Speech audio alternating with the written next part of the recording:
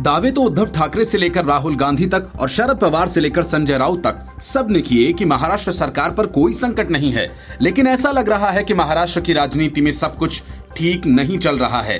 3 दलों के गठबंधन से बनी उद्धव सरकार में भी मानो मनमुटाव का कोई वायरस घर बना रहा है।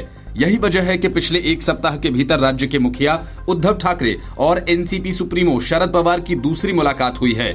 माना जा रहा है कि महाराष्ट्र के सीएम उद्धव ठाकरे और शरद पवार के बीच किसी मुद्दे पर पेंच फंसा हुआ है जो सुलझाए नहीं सुलझ रहा है, और इसी वजह से 1 सप्ताह में दूसरी बार शरद पवार उद्धव ठाकरे के घर गए।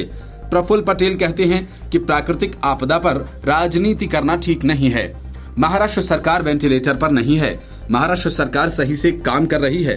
साथ ही उन्होंने कहा कि शरद पवार अच्छा काम करने पर मोदी की तारीफ करते हैं, वो कभी हल्की राजनीति नहीं करते।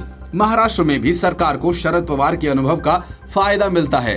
कोरोना काल में राज्यपाल से मिलने के सवाल पर उन्होंने कहा कि राज्यपाल के निमंत्रण पर उनसे मिलने गए थे।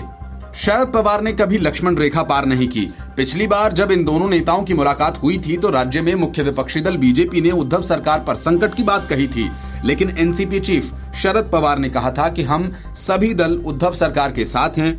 मेरी मुलाकात का मुख्य उद्देश्य कोरोना के खिलाफ लड़ाई को लेकर कुछ सुझाव देना था। उद्धव सरकार के ऊपर कोई संकट नहीं है, लेकिन जब पवार दूसरी बार मिलने गए तो किस बात पर सुझाव देने गए, ये बात न तो उद्धव ठाकरे की तरफ से बताई गई और न ही शरद पवार ने कुछ कहना जरूरी समझा।